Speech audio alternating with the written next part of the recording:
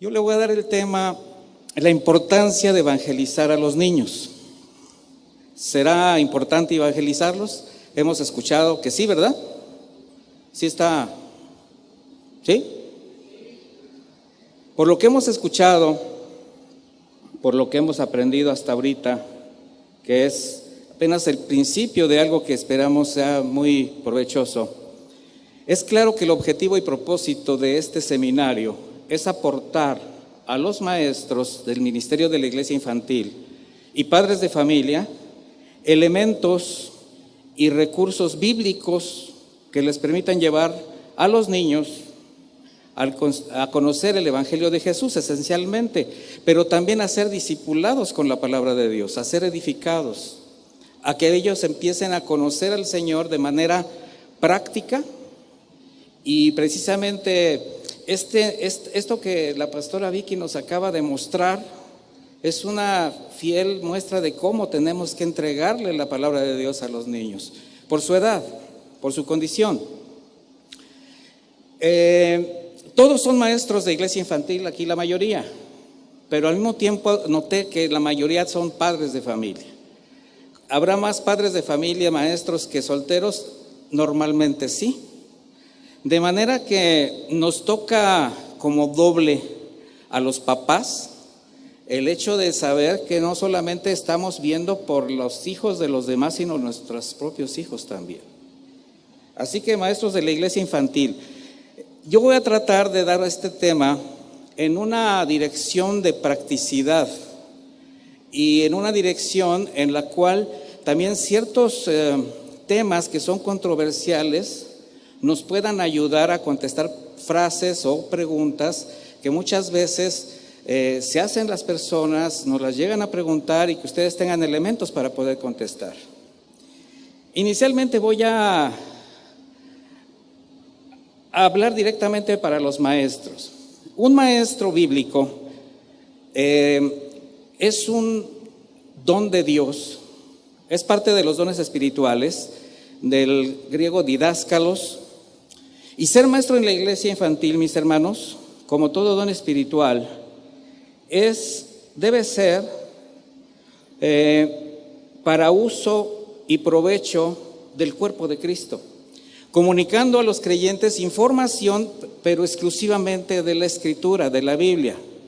¿Por medio de qué? De la exposición del Evangelio, los estudios de discipulado, la predicación de la palabra, y que los niños aprendan a conocer a Jesucristo y a depender de Dios. Por tanto, este ministerio implica una ocupación regular en la inversión de recursos espirituales, morales, físicos y materiales. Tenemos una gran responsabilidad de inversión, donde el tiempo dedicado al estudio, la preparación de sus enseñanzas, mis hermanos, obviamente bajo la cobertura y guía del Espíritu Santo, cobra una especial importancia. De manera que el maestro de la iglesia infantil, ser maestro de la iglesia infantil es una gran responsabilidad. ¿Está usted consciente de la responsabilidad y compromiso que tiene como maestro de la iglesia infantil? ¿O solo tiene una idea? Vamos a esclarecer esto. Segunda de Timoteo 2:2 dice: lo que has oído de mí ante muchos testigos, esto encarga a hombres fieles que sean idóneos para enseñar también a otros. Y eso es lo que hacemos en estos seminarios: enseñar a personas idóneas, a personas comprometidas, la palabra de Dios, para que ellos mismos produzcan el efecto que hablaban también hace un momento quienes me precedieron, porque finalmente un discípulo se va a convertir en maestro. Y esto compromete ahora al maestro a tener una permanente, constante y creciente relación con el Señor, que la mayor parte de esta relación va a depender de su tiempo en oración, pero también del estudio de la palabra de Dios. ¿Por qué? Porque hay una gran cantidad de actividades, mis hermanos, que les van a ser demandadas. No es fácil, decían los pastores, ser maestro y sobre todo ser maestro en la iglesia infantil, porque hay que tener una inversión de tiempo, esfuerzo, paciencia, amor. ¿A quién? Primero a Dios, al Señor Jesús. De ahí a la iglesia. Y en este caso, ¿a quiénes? A los niños. Como servidores sabemos que quien anhela servir a Dios, ¿qué desea? Buena obra. ¿Es bueno servir a Dios? Claro que es bueno servir a Dios. Sin embargo, lo primero que tenemos que entender es que al ser la obra de Dios, los requisitos son los de Dios, no los del hombre. Por tanto, esto limita a los maestros a una sola fuente, la Escritura. Y obviamente a tener el entendimiento de sujeción que deben de tener para con sus autoridades. Así el maestro se ocupará fielmente en reanimar y avivar el don recibido, como se lo dijo Pablo a Timoteo, aprovechando todos los recursos puestos a su disposición para el buen desempeño de su labor. Mis hermanos, tenemos una gran cantidad de recursos, sobre todo en nuestra iglesia, casa de oración, en base a pues todo lo que podemos nosotros usar con las enseñanzas a través del internet, y obviamente de todos los seminarios y congresos que se hacen durante el año, además de la palabra de Dios y de todo lo que ustedes pueden tener, pues con todos los recursos que ahora se pueden tener fieles a la palabra. Sin embargo, yo quiero hacer énfasis en esto. Es importante no confundir una buena técnica con el ejercicio del don. ¿Por qué? Porque si alguno tiene, por ejemplo, una buena formación pedagógica y se ha dedicado a ser maestro en el mundo secular, eso no indica necesariamente que tenga el don de enseñar la palabra de Dios. Y ese es un principio. Como tampoco el que alguien que tenga un gran conocimiento escritural significa que sabe comunicar las verdades bíblicas. Por eso es bien importante entender que al ser don de Dios tenemos que estar en una constante y permanente relación para que su Espíritu Santo sea el que nos lleve de la mano para cumplir con nuestro ministerio. De hecho, Santiago, capítulo 3, versículo 1, dice: hermanos míos, no os hagáis maestros muchos de vosotros, sabiendo que recibiremos mayor condenación. ¿Mayor condenación por qué? Porque nosotros tenemos... ahora sí que en lo que hablamos, en lo que le predicamos a los niños, dos posibilidades: bendecirlos o confundirlos. Por eso lo delicado y lo importante de que nuestra fuente de información siempre sea la Escritura. Eso es lo que nos conduce. La única fuente de información es la Biblia. Y la única y bíblica evaluación de tu trabajo, maestro, o sea, de cada maestro, va a ser con el fruto del carácter y crecimiento espiritual de los niños que están bajo tu enseñanza y tu cuidado. ¿Cómo podemos nosotros evaluar el trabajo o el que alguien podamos determinar como parte de la familia de Dios? Nosotros no tenemos la capacidad ni el derecho de decirle a la gente: tú eres salvo, tú no eres salvo, pero sí podemos ver el resultado de su vida. Entonces, los frutos es muy importante, y cuando nosotros empezamos a ver frutos en los niños, nos vamos a dar cuenta que nuestro trabajo está teniendo ¿qué? Resultado. De ahí, mis hermanos, surgen necesidades y muchas carencias por cumplir y por cubrir. Y el maestro siempre tiene que estar dispuesto no solamente a estudiar, a hacer las inversiones que he dicho, sino también a ser corregido, porque es común que a nosotros no nos gusta que nos corrijan. ¿A quién le gusta que le digan que hiciste mal su trabajo después de que tú hiciste un gran esfuerzo por hacerlo? ¿Verdad que no se siente bien? Pero si el maestro o tu pastor o la persona que te dirige, que tiene la autoridad por encima de ti desde el punto de vista de la Biblia, bíblicamente te está demostrando que tienes que corregir algo, ¿será bueno o malo para ti? Bueno, ¿y lo aceptas? ¿Lo recibes? ¿Y te sometes? ¿Y bendices a la persona que te corrigió? ¿O te enojas? Te pones la armadura y empiezas a tirar espadazos.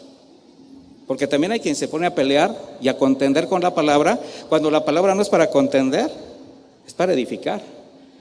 Entonces, un maestro dedicado a exponer el Evangelio y la palabra de Dios siempre estará dispuesto a aprender más y a ¿qué? Y a ser corregido. ¿Qué sucedió en Hechos 18:26? Había un hombre que era elocuente en su predicación, llamado Apolos. ¿Sí se acuerdan de Apolos? Y cuando lo llegaron a escuchar Priscila y Aquila, se dieron cuenta que era un hombre que tenía un denuedo especial por predicar a Jesús. Y comenzó a hablar con denuedo en la sinagoga, dice Apolos. Dice, pero cuando le oyeron, Priscila y Aquila le tomaron aparte y les pusieron más exactamente el camino de Dios. ¿Qué hizo Apolos, mis hermanos? Recibió la nueva enseñanza o la extensión de la enseñanza, las correcciones, y finalmente fue un hombre que sirvió a Dios. ¿Tú quieres seguir sirviendo a Dios? Entonces necesitas aprender a recibir la corrección, a recibir la dirección y obviamente a seguir estudiando. Por eso, mis hermanos, los maestros, además de ser pacientes con los niños, necesitan ocupar su tiempo, pero con mucho gusto. ¿Tú tienes placer por lo que haces? O sea, ¿estás contento con lo que estás haciendo? Pregúntate, ¿o es meramente ya una práctica hasta medio religiosa? ¿Te esfuerzas en preparar tus estudios de tal manera que te deleitas escudriñando la palabra que habrás de dar? Porque ese es un privilegio, mis hermanos. Cuando tú estudias la palabra, ¿quién es el primer edificado? Di yo. ¿Y de ahí quién? La personita, en este caso, a la que le vas a dar esa palabra. Entonces, con una conciencia que la iglesia infantil tiene muchas demandas, tiene muchas necesidades, donde siempre habrá que dar una enseñanza más, un estudio más, otro discipulado que dar. No siempre hay mucha disposición en las iglesias para el ministerio de la iglesia infantil. Una de las carencias que tienen las iglesias es eso, maestros en la iglesia infantil. ¿Y cuántas veces los maestros que están dispuestos han tenido que estar haciendo periodos muy largos exponiendo la palabra porque no hay maestros, porque se están preparando o porque de plano no hay quien levante la mano? ¿A quién le ha tocado eso? Hay una buena mayoría. Entonces es importante también la formación de maestros, la exhortación a la iglesia para que los maestros se levanten, para darles las enseñanzas. De tal manera que si el maestro no continúa aprendiendo de manera constante, pues será como un pozo que al no recibir la lluvia o la corriente subterránea, ¿qué le va a pasar? Se puede secar. Por otro lado, mis hermanos, hay algo que se llama ética. En este caso es una ética de servicio delante de Dios. Hay una responsabilidad para con la palabra. Y eso también es un punto muy importante, porque un verdadero maestro que se preocupa por sus niños, que se da cuenta del compromiso que tiene con la palabra de Dios, no se va a limitar a bajar estudios por internet una hora antes de la clase. Eso es deshonesto. A veces nosotros estamos tratando de dar estudios que ni siquiera llegamos ni a digerir personalmente. No se ha hecho la inversión del estudio que primero bendice tu vida y obviamente que bendecirá la vida de tus niños, porque, mira, se puede dar el caso de que ese mensaje que preparaste pueda ser el que se lleve a alguien que fue por primera vez.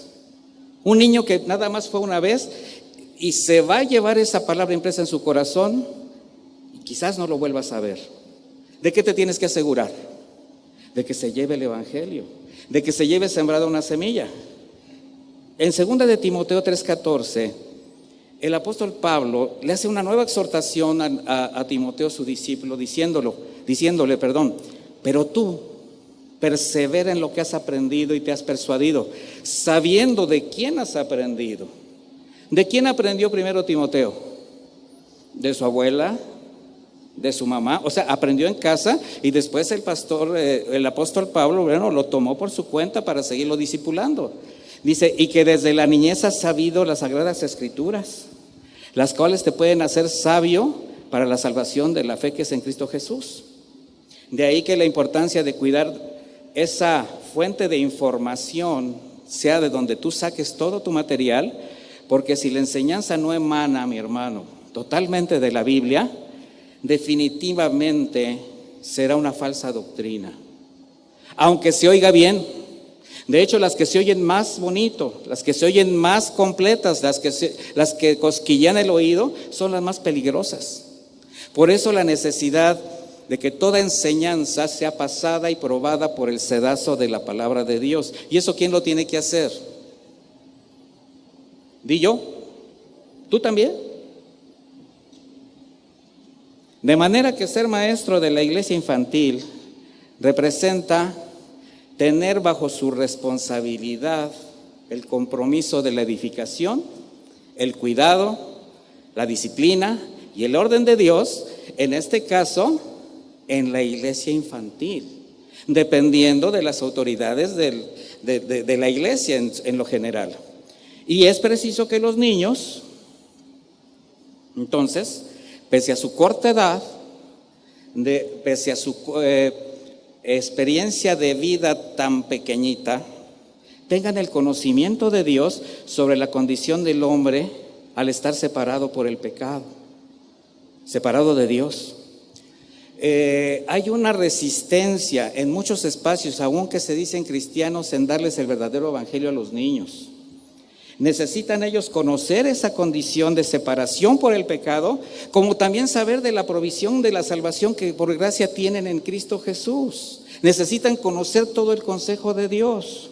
De ahí, reconozcan la importancia y lo trascendental del reconocimiento de la confesión del pecado, la necesidad de un sincero arrepentimiento, la experiencia de su propia redención al nacer de Dios o de su nuevo nacimiento, con la certeza de la salvación de su alma y restauración de su relación con Dios. ¿Será real lo que estoy diciendo? Sí, mi hermano, porque ellos son como cualquier persona que no conoce al Señor. Sin embargo, hay un buen número de religiones, un buen número de tibios grupos evangélicos o filosofías humanistas que les resulta ofensivo y hasta agresivo hablar de esto a un niño, porque ellos en esos lugares a veces no se atreven ni siquiera a enseñarlo a los adultos. ¿Por qué no se lo enseñan a los adultos? Porque consideran que no lo aceptarán, mucho menos recibir, los van a alejar, y eso no le conviene a muchos intereses. Sin embargo, quien cree la palabra de Dios está convencido de lo que representa la misericordia que el Padre extendió al hombre con la obra de redención en Cristo Jesús. ¿Tú estás convencido de la obra del Señor en tu vida, mi hermano? Hace rato el pastor Julio, en la oración que dio previa la alabanza, que evidentemente fueron cantos que como que abarcan todo este ministerio, hablaba de esto, de la necesidad de reconocer primero nosotros, los maestros, los pastores, lo que representó la salvación en cada uno de nosotros. Por ello, necesitamos reconocer la importancia de aprender y enseñar todo el consejo de Dios, desde el origen de esta separación, como lo vital de recuperar esa posición y condición espiritual. ¿Ante quién? El único Dios soberano que desde el principio hizo todo, ¿qué? Perfecto. Que fue el hombre por su pecado el que se separó. De manera que, considerando el compromiso y propósito que como creyentes y siervos de Dios tenemos, aquí todos somos cristianos. Pues la mayoría, ¿todos somos cristianos? ¿Siervos de Dios? Bueno, entonces estamos seguros de la importancia de contar primeramente en la iglesia, en la congregación, de un ministerio dedicado a la atención moral y espiritual de los niños. Primero tenemos que tener esa convicción que ellos necesitan ser atendidos, y para cubrir esa importante área es fundamental contar con una iglesia infantil preocupada por la educación espiritual de los niños, que no sea simplemente una guardería o separo disciplinario con rasgos de espiritualidad religiosa que solo entretiene a los niños durante los servicios y las actividades de la congregación. No se trata de eso. Por tanto, el compromiso de dedicar tiempo, esfuerzo y todo tipo de recursos en la preparación de maestros, de tener instalaciones decorosas, eficaces para enseñar y guiar a los niños, es imprescindible en la vida de la iglesia. Pero también es imprescindible que tengamos maestros que estén dispuestos a aprender, porque al invertir en la instrucción de nuestros niños con la palabra de Dios, mis hermanos, estamos sembrando la semilla a las nuevas generaciones que a su tiempo germinarán y darán fruto. Estamos viviendo generación muy dura, lo decía el pastor Rubalcaba. Generaciones donde la maldad se ve evidentemente su avance y que, bueno, la situación cada vez está más delicada en todas partes.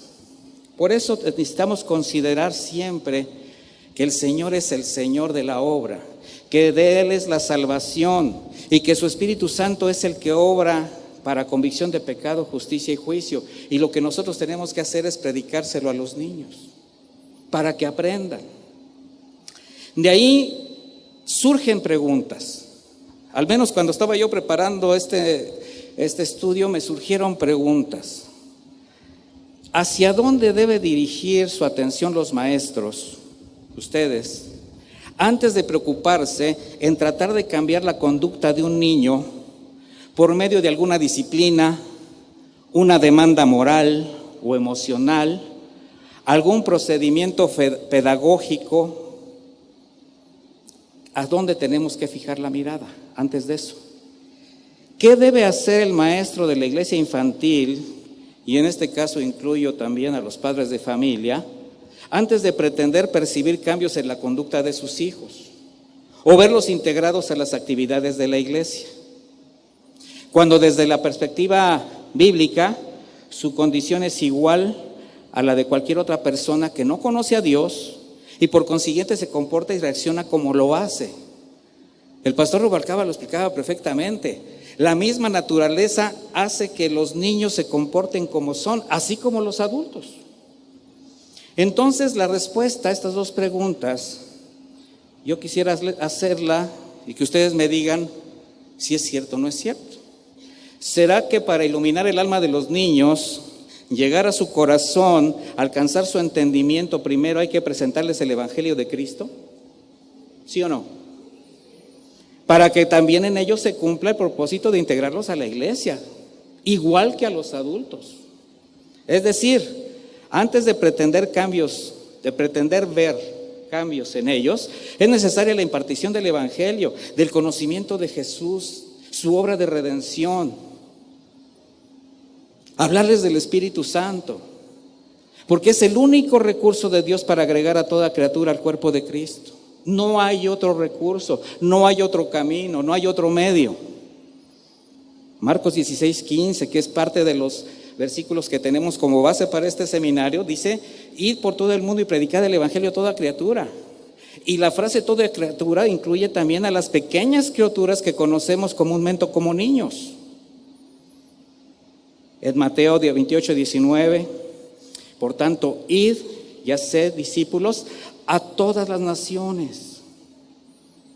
Versículo 20, enseñándoles que guarden todas las cosas que os he mandado, y he aquí que estoy con vosotros todos los días hasta el fin del mundo. O sea, la garantía es que el Señor estará con nosotros. La garantía es que Él nos va a estar proveyendo, nos va a estar enseñando, nos va a estar guiando. Él lo garantiza.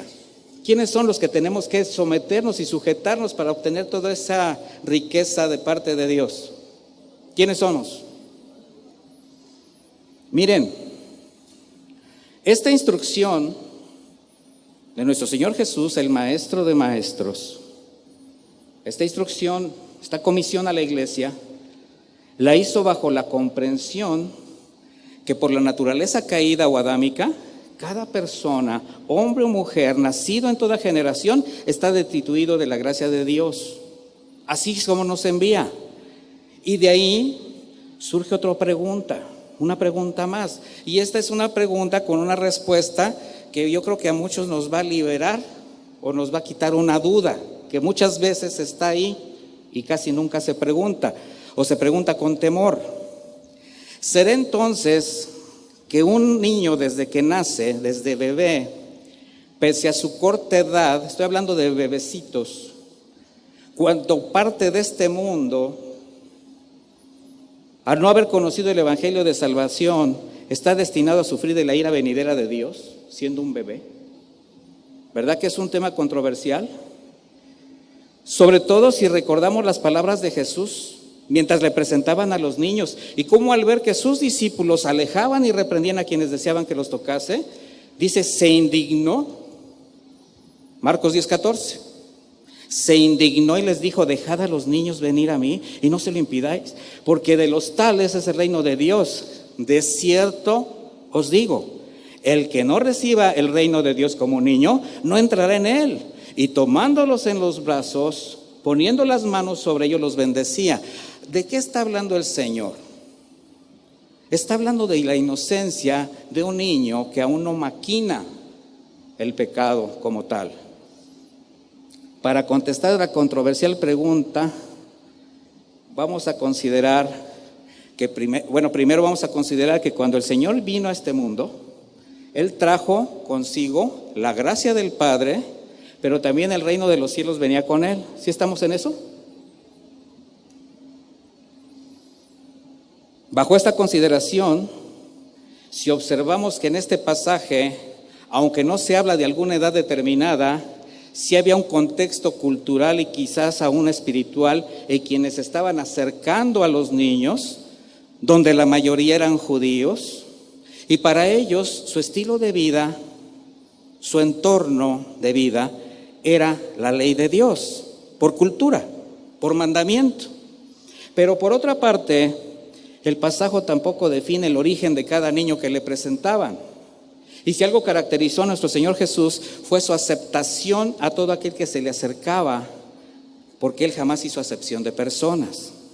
Además que esta convicción de una especial gracia hacia los niños más pequeños, quiero aclararlo, la encontramos en el corazón del rey David, este varón conforme al corazón de Dios, quien en todo y bajo cualquier circunstancia siempre reconocía y confiaba en la misericordia y la gracia del Señor.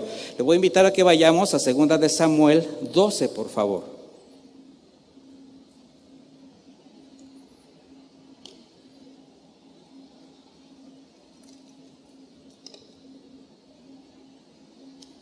¿Ya tiene 2 de Samuel 12?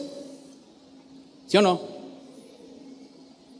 Entonces dijo David a Natán, pequé contra Jehová, y Natán dijo a David, también Jehová ha remitido tu pecado, no morirás. ¿Sí saben lo que es la palabra remitir? Trasladar. Dice, mas por cuanto con este asunto hiciste blasfemar a los enemigos de Jehová, el hijo que te ha nacido ciertamente morirá. Hasta aquí, en este pasaje, lo que encontramos es operando la justicia de Dios. La paga del pecado es muerte, algo que David reconocía. Vamos al versículo 15. Y Natán se volvió a su casa, y Jehová hirió al niño que la mujer de Urías había dado a David, y enfermó gravemente. Entonces David rogó a Dios por el niño, y ayunó David, y entró, y pasó la noche acostado en tierra. Y se levantaron los ancianos de su casa, y fueron a él para hacerlo levantar de la tierra, mas él no quiso ni comió con ellos pan. Vemos aquí a David, que también sabía que el Señor no rechaza un corazón contrito y humillado, y que oye la oración de sus hijos. Versículo 18. Al 7º día murió el niño, y temían los siervos de David aún hacerle saber que el niño había muerto, diciendo entre sí, cuando el niño aún vivía le hablábamos y no quería oír nuestra voz, cuanto más se afligirá si le decimos que el niño ha muerto. Mas David, viendo a sus siervos hablar entre sí, entendió que el niño había muerto, por lo que dijo David a sus siervos, ¿ha muerto el niño? Y ellos respondieron, ha muerto. Entonces David se levantó de la tierra, se lavó, se ungió, cambió sus ropas, entró a la casa de Jehová y adoró. Después vino a su casa y pidió, y le pusieron pan y comió. Y le dijeron sus siervos: ¿qué es esto que has hecho? Por el niño viviendo aún ayunabas y llorabas, y muerto él te levantaste y comiste pan. David, mis hermanos, por encima de todo reconocía la soberanía de Dios, y con la convicción que su voluntad es perfecta, jamás luchó contra ella ni justificó su pecado. Versículo 22. Y él respondió: viviendo aún el niño, yo ayunaba y lloraba, diciendo: ¿quién sabe si Dios tendrá compasión de mí, vivirá el niño? Mas ahora que ha muerto, ¿por qué de ayunar? ¿Podré yo hacerle volver? Escuche estas palabras: yo voy a él, mas él no volverá a mí. En una versión de Dios habla y dice: pero ahora que ha muerto, ¿qué objeto tiene que yo ayune? Si no puede hacer que vuelva a la vida, yo iré a reunirme con él, pero él no volverá a reunirse conmigo. Otra versión dice: pero ahora que ya ha muerto, ¿qué gano con no comer? No puedo devolverle la vida ni hacer que vuelva a estar conmigo. Más bien, algún día yo moriré e iré a reunirme con él. Bueno, la clave está precisamente al final de este pasaje, donde David manifiesta tal confianza en el Señor que con temor reverente y aceptación de su voluntad confía en que su misericordia, justicia y poder van más allá de la muerte, mis hermanos. De manera que a los ojos de quienes le rodeaban, todo indicaba que David estaba resignado al hecho inevitable de la pérdida de su hijo. Sin embargo, sus palabras, más que resignación, muestran la confianza, la fe y la esperanza de que algún día, a su debido tiempo, él habrá de encontrarse con su hijo después de su propia muerte. Lo dijo cuando murió, por ejemplo, alguien de sus hijos mayores, ¿no, verdad? Siempre habrá quien diga que pues por la naturaleza caída, sin importar el hecho de que sean bebecitos, pues se tienen que ir al infierno. Pero estas personas usan este texto que tocó también el pastor Daniel: porque yo reconozco mis rebeliones y mi pecado está siempre delante de mí. Salmo 51:3. He aquí en maldad he sido formado y en pecado me concibió mi madre. Y sí, así dice esa parte del Salmo. Sin embargo, en el contexto del mismo, lo que David precisamente está afirmando es el reconocimiento de su pecado debido al origen de su propia naturaleza misma, que al haberse descuidó su relación con Dios, pecó, y esto lo hizo deliberadamente ante Dios.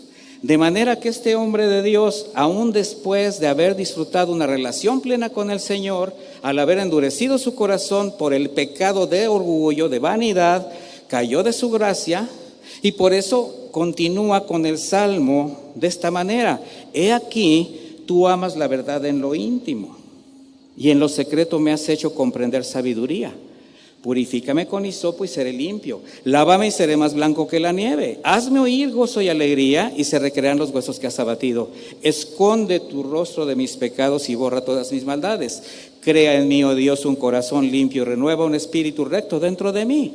No me eches de delante de ti, no quites de mí tu Santo Espíritu. Vuélveme el gozo de tu salvación, y espíritu noble me sustente. De manera, mis hermanos, que con esta convicción, además de darnos ánimo para llevar a cabo la encomienda de evangelizar a toda criatura, incluidos los niños, también nos lleva a la comprensión de un periodo de gracia entre la inocencia y el punto de conciencia de la maldad. Es decir, la maquinación voluntaria y deliberada de una transgresión, donde a partir de ahí, pues ya es necesario que el niño también reconozca su propio pecado y se arrepienta. Esa fecha, ese tiempo, esa hora, no la vamos a conocer nosotros. Yo recuerdo que cuando yo fui niño. Sí fui niño. Pues los temas que nos planteaban nuestros papás eran muy diferentes, mis hermanos. Miren, la vez que mi papá me sentó frente a él y me habló con una seriedad que se puso todo lívido, pálido, le temblaban sus manos, me acuerdo. Me dice, necesito hablar contigo. Iba yo a entrar a la secundaria. Tenía yo 12 años, casi 13. ¿Saben qué me dijo? Te tengo que decir algo muy importante. Los papás somos los Reyes Magos. Vea de lo que se hablaba en esa época. Ahora, a los 8 años, los niños te dan una cátedra de sexualidad y no precisamente edificante. Por eso el punto entre la maquinación del pecado y la inocencia de un bebé, bueno, eso solamente lo sabe Dios. Ahí ya es necesario que el niño se arrepienta. Miren, han llegado conmigo personas, hermanos muy amados, ¿verdad?, para presentar a sus niños. Y de repente me dicen, mi niño todavía podrá ser presentado. Y tú ves la cara del niño y hasta parece que en él se inspiraron para los cuentos de Pepito, ¿verdad? Con una cara así como... Entonces tú dices, no, ya que se arrepienta, mi hermana. Sí, no quiero. Hasta parece una caricatura de Mafalda esta muchachilla, ¿no? Sí, no. O sea, sí me entiende, ¿verdad? Bueno, por consiguiente, al desconocer la naturaleza y condición espiritual de las familias que llegan a la iglesia, porque miren, nosotros tenemos que aprender a identificar la gente que llega a la iglesia, sin ser importantes si se consideran cristianos o no, lo cual es relativamente fácil de identificar, pero también es muy necesario reconocerlo. Esa es una responsabilidad del liderazgo de la iglesia, reconocer la condición espiritual en lo que llega a la gente. Les voy a decir por qué. Sin pretender exhibir un espíritu mesiánico del ministerio Casa de Oración, es un hecho común que cuando se establece alguna iglesia en el lugar donde sea, se acerquen creyentes que han tenido contacto a través de los medios de comunicación o redes sociales. Ese es un hecho. Y aunque la mayoría conocen la enseñanza, no es lo mismo estar en la iglesia, congregarse personalmente, tener contacto con los pastores, y es cuando las doctrinas que aprendieron o las rutinas religiosas que llegaron a experimentar se hacen evidentes de diversas maneras. Ahí, ¿qué comienza? Comienza la redirección. De manera que al ser pastoreados, redirigidos y por medio de la palabra empiezan a ser confrontados con alguna actitud o hábito al que no desean renunciar porque así aprendieron, hasta se llegan a molestar o a decepcionarse. De tal manera que aquello que alguna vez buscaron, porque hasta mandaban muchos correos electrónicos, ¿cuándo una casa de oración por acá? ¿Cuándo? Bueno, ahora la desechan. Y hay quien regresa a los lugares donde llegaron diciendo, es que ahí me abusaron, me manipularon, me robaron, pero prefieren seguir pecando. Yo le digo, esos son los hermanos que pagan por pecar. Se regresan al lugar donde les cobran, no importa, porque no me diga nada. Ahora, ¿es un hecho común eso o no? Aquí hay pastores, que digan los pastores, ¿sí o no? ¿Ya ven? O nada más lo dicen porque... Bueno, gracias a Dios, cada vez son más las honrosas excepciones. Pero lo importante que es que al identificar la condición espiritual de quien llega, hay que asegurarse de impartirles la palabra desde los principios fundamentales de la fe cristiana, o sea, el evangelio de la salvación, porque aquí nadie es salvo hasta que no demuestre lo contrario, mi hermano. Al menos eso es la política espiritual que nosotros establecemos, porque lo hacemos por amor a ellos. Y si eso es necesario con los padres y las personas adultas que llegan a la iglesia, ¿qué será con los niños que vienen con ellos? Que también fueron testigos o fueron expuestos a ciertos tratos, a alguna manipulación escritural que los llegó a desanimar, o de la conducta de sus padres tan liberal por tener una doctrina desviada, y los niños tuvieron las repercusiones en sus casas. De manera que cuando se detecta la influencia de un falso evangelio, doctrina desviada o ignorancia escritural de quienes van acercándose, sea de alguna religión tradicional, alguna secta o grupo evangélico desviado, surge una necesidad: tratar con toda la familia. por amor a todos. ¿Qué representa esto?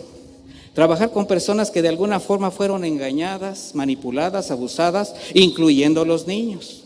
Y que si el Señor los ha acercado, ¿para qué es? Para ser consolados, abrazados por la iglesia, pero sobre todo para comprobar si son, ¿qué? Salvos, aunque crean que ya lo son. Y sabemos lo que significa trabajar cara a cara con personas que están apartadas espiritualmente del Señor, que se creen salvos porque si bien pueden tener algún conocimiento escritural, incluso estén acostumbrados a ciertos procesos ritualistas o religiosos, están muertos espiritualmente, separados de Dios. Necesitan la vida que solamente puede generar el conocimiento y la revelación del Evangelio de Cristo en su corazón. Ah, caray. Mi tía.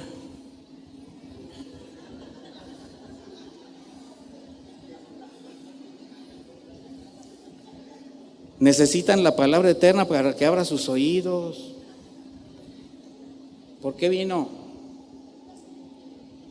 Llegó tarde.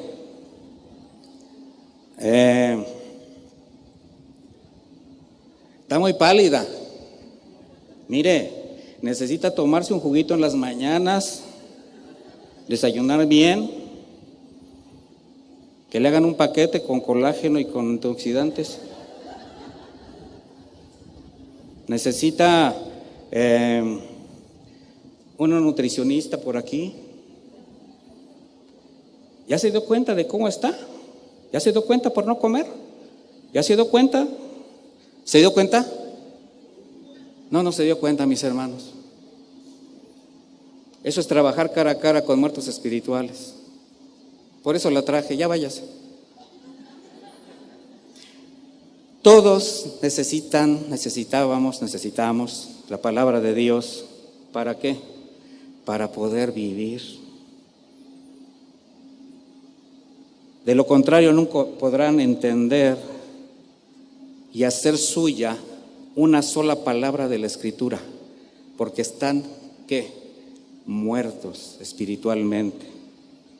De ahí que si reconocemos que el verdadero cristianismo se fundamenta en convicciones y la fe se hace evidente con las obras que el Señor trazó para andar en ellas, ¿quién puede hacer eso? ¿Quién es el único que puede hacer eso? Un hijo de Dios, alguien que es guiado por el Espíritu Santo. Entonces, maestro, regresando al tema de los maestros de la iglesia infantil, si alguien intenta cumplir su ministerio solo por compromiso, por ganar un estatus, por costumbrismo. Hay hermanos que llegan a la iglesia, familias completas, y se presentan como siervos, pero para que los pongamos a servir al siguiente domingo. Yo le digo, mire mis hermanos, qué bueno que usted ha decidido estar aquí, es bienvenido. No necesita ningún tipo de franquicia, no es una membresía, porque dice, ¿qué debo hacer para estar aquí? Pues ya llegó. Y el día que se vaya yo lo bendigo, igualmente tampoco tiene que hacer nada por irse. Bueno, de manera que cuando les digo, pero ¿qué le parece si nos tomamos un tiempo para que yo le lave los pies, para que le atienda, para que nos conozca y lo conozcamos, para que usted empiece a ser reanimado, empiece a ser compartido? Y entonces vemos a su tiempo, ¿qué dice el Señor para que usted sirva? Bueno, hay quien lo toma bien y dice, está bien. Pero hay quien se ofende y a los 8 días no viene. ¿Por qué? Porque son activistas religiosos, simplemente. ¿Sí me entiende? Lo único que desean es algo muy personal. Por eso le digo, si la condición de la fe del maestro está fundamentada en eso, solamente va a servir al hombre, al liderazgo, al compromiso. Pero si la convicción de tu fe está fundamentada en lo que representa para ti tu propia salvación, genera un compromiso ante Dios. Porque entonces tú eres el que estás convencido de la gracia que ha cubierto toda tu vida. Y esa gratitud te puede llevar a cualquier parte mientras sea el Señor el que te envíe, mi hermano. Por eso el Señor forma hombres y mujeres de convicciones, convencidos de su deidad, de su soberanía, de su misericordia, hasta de la consumación de la salvación por gracia por medio de su Hijo Jesucristo, convicciones de tu salvación tan grande. Y esa convicción plantada en corazones agradecidos y sensibles a su palabra nos va a llevar a la comprensión que por lo único que vale entregar la vida es para llevar el mensaje de salvación y redención a quienes el Señor acerca para ser salvos, en este caso, tus niños. ¿Para qué los acerca? ¿Para qué crees que están delante de ti? ¿Para que les pongas al infinito y más allá? Yo opinaría, si vamos a esas, pues mejor el Rey León, cuando menos habla de paternidad responsable. Digo,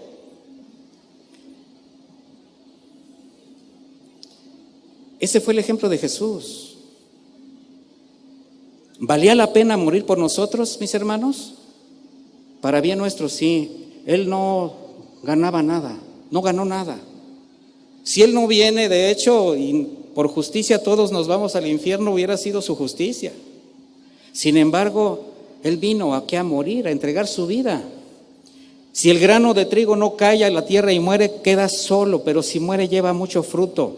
De manera que nunca la entrega al servicio que un maestro debe de tener, maestro de la iglesia infantil, debe ser mediática o parcial. Tienes que entregarlo todo, mi hermano.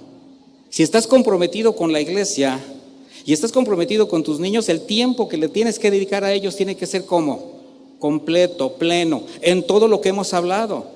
Desde tu propio estudio hasta la realización de tus enseñanzas y la vida de santidad y de buen ejemplo, testimonio que tienes que llevar. ¿Por qué? Porque ahora sabes lo que representa el alma de un niño rendida a Jesús.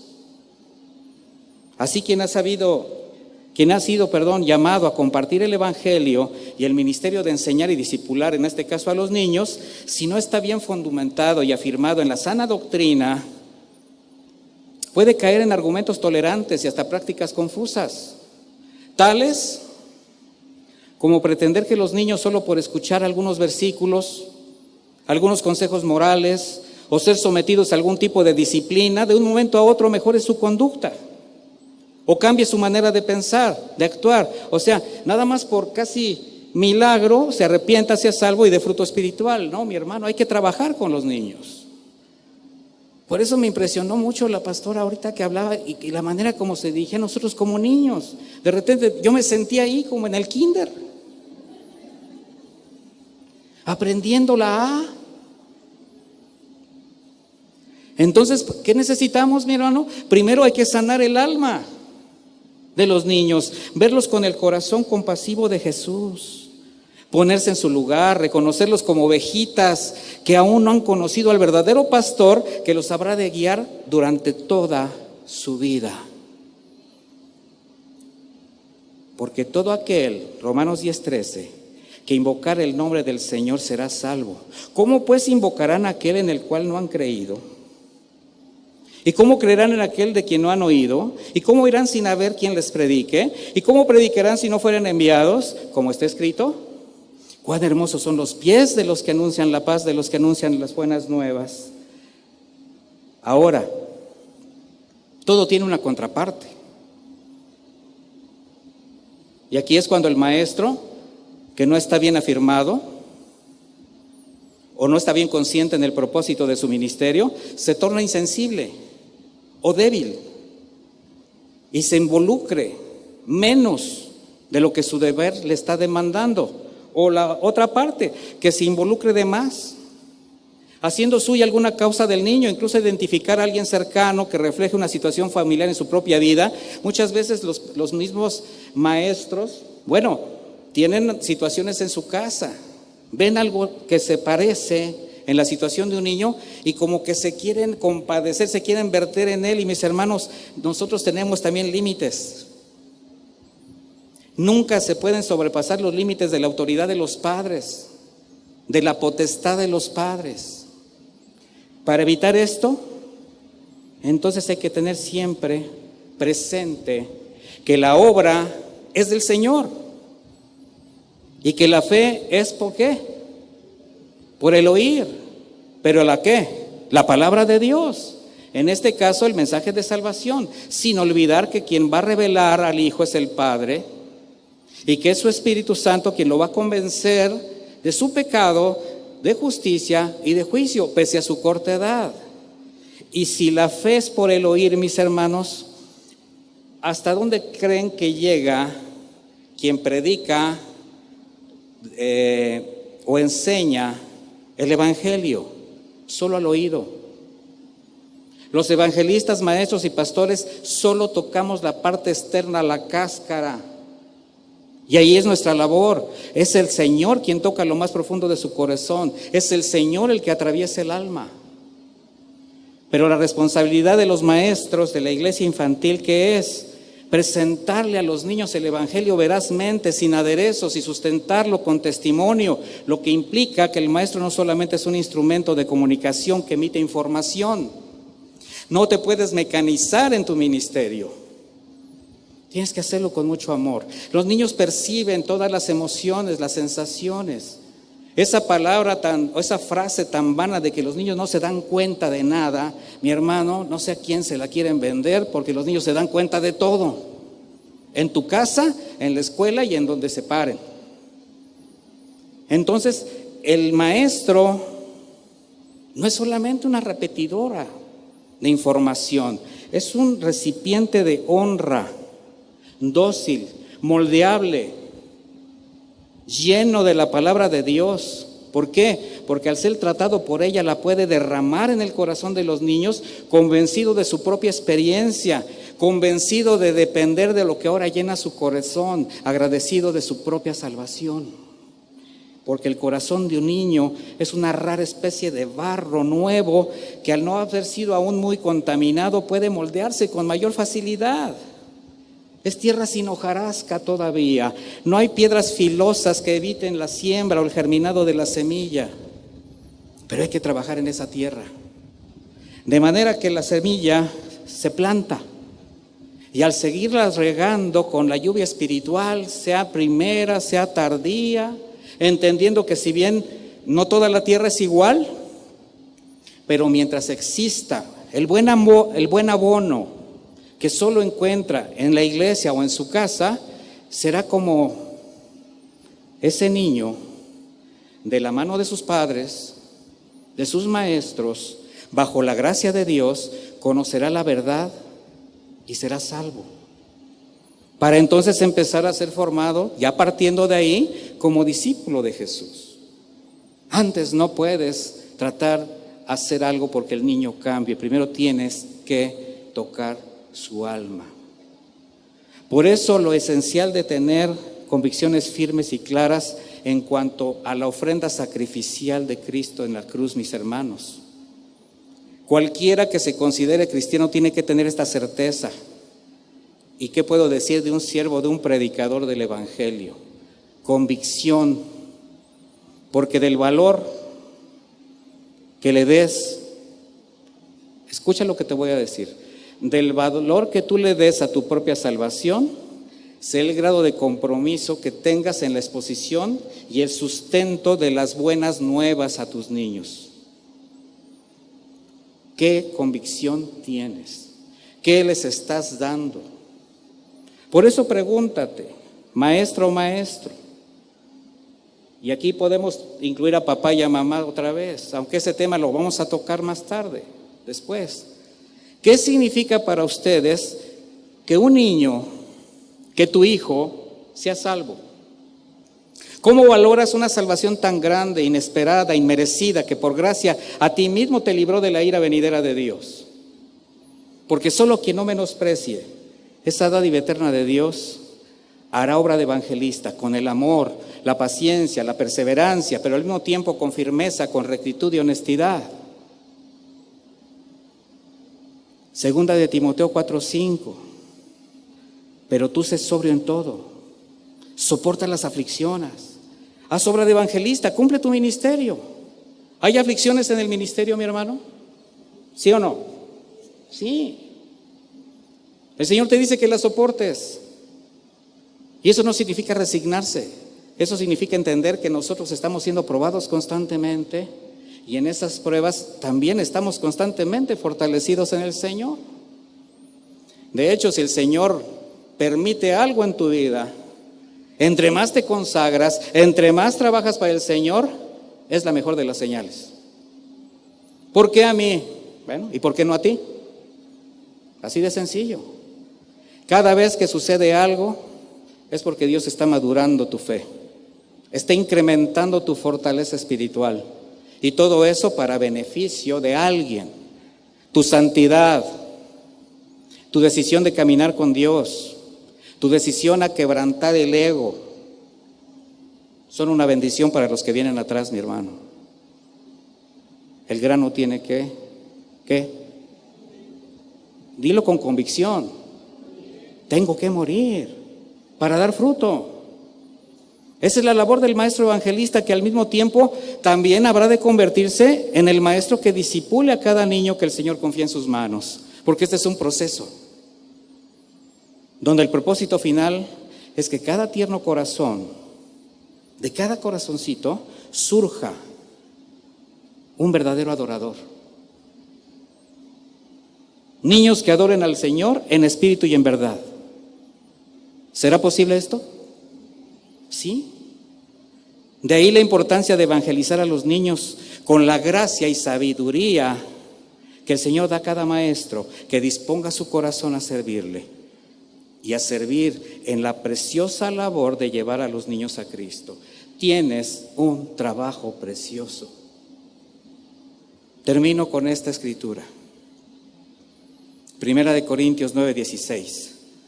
Pues si anuncio el evangelio, no tengo por qué gloriarme, porque me es impuesta necesidad, y ay de mí si no anunciar el evangelio. Por lo cual, si lo hago de buena voluntad, recompensa tendré, pero si de mala voluntad, la comisión me ha sido encomendada. Que no sea de mala voluntad, mi hermano. Hay galardón en los cielos también.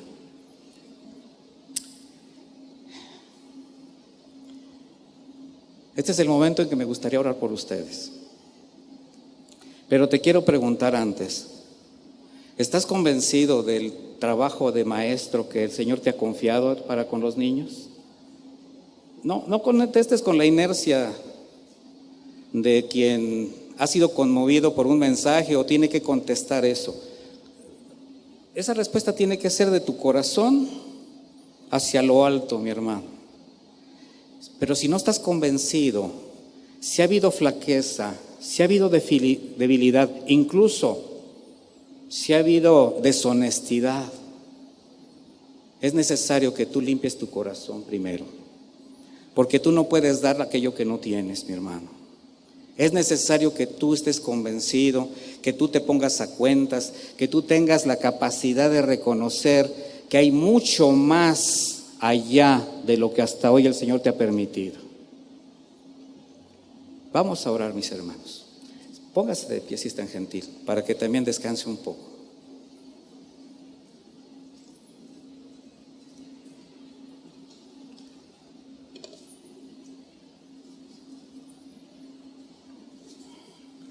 Gracias a Dios por su palabra, ¿verdad? ¿Sí? Dice, hermanos. Bendito Dios, muchas gracias por tu palabra, Señor.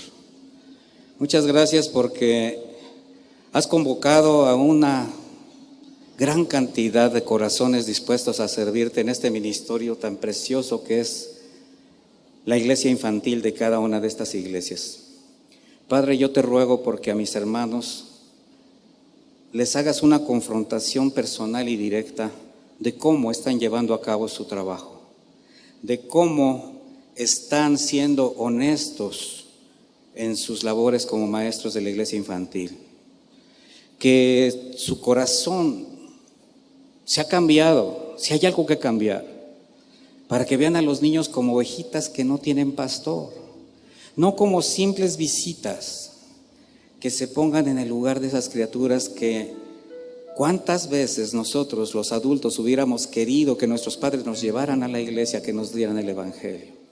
¿Cuántas cosas se hubiesen evitado en muchos de nosotros que te conocimos después, Señor? Qué bendición que los niños conozcan el evangelio. Qué bendición que los niños empiecen a ser ministrados a corta edad de lo que es Jesús, de lo que es la salvación, de quién es Dios. Y esa responsabilidad le compete a cada uno de estos preciosos maestros. Tus siervos, Señor, son tus siervos. Tú los llamaste, tú los trajiste a este ministerio. Ahora de ellos es la respuesta que den al llamado. En tu corazón, mi hermano, en lo íntimo, habla con Dios y con toda la honestidad de quien reconoce lo que tenga que haber reconocido, simplemente haga los cambios que tenga que hacer. Arrepiéntase de su pecado, arrepiéntase y pídale perdón a Dios. Quizás tenga que resarcir algunas fallas, restituir muchas cosas que quizás por ahí dejaron en el corazón de algún niño, pero es mejor hoy a dejar que esto crezca. De manera que, Señor, como siervos tuyos estamos en tus manos. Tú eres el que moldea, tú eres el que confronta, tú eres el que limpia, tú eres el que sana. Y este es un momento de sanidad espiritual, interior, para cada uno de los que estamos aquí, porque todos estamos sujetos, Señor, a cometer errores, a tener deficiencias, pero para eso está tu palabra, la lumbrera, la luz. Lleva a mis hermanos en ese camino de entendimiento, y a cada uno de los que escucharon por vía internet o la red social que hayan tomado, Señor, pero que en el lugar donde estén, esta palabra haya llegado al corazón y que haya formado en ellos una convicción, primero de reconocer su condición, segundo de entender que el haber llegado a este lugar, y estoy hablando de tu iglesia, tu cuerpo, Señor, representa haber sido injertados a la vid verdadera. Y en esa disposición y con esa convicción, ahora servirte con todas nuestras fuerzas, con todo nuestro corazón. En el nombre de Jesús, muchísimas gracias, Señor. Que Dios les bendiga, mis hermanos.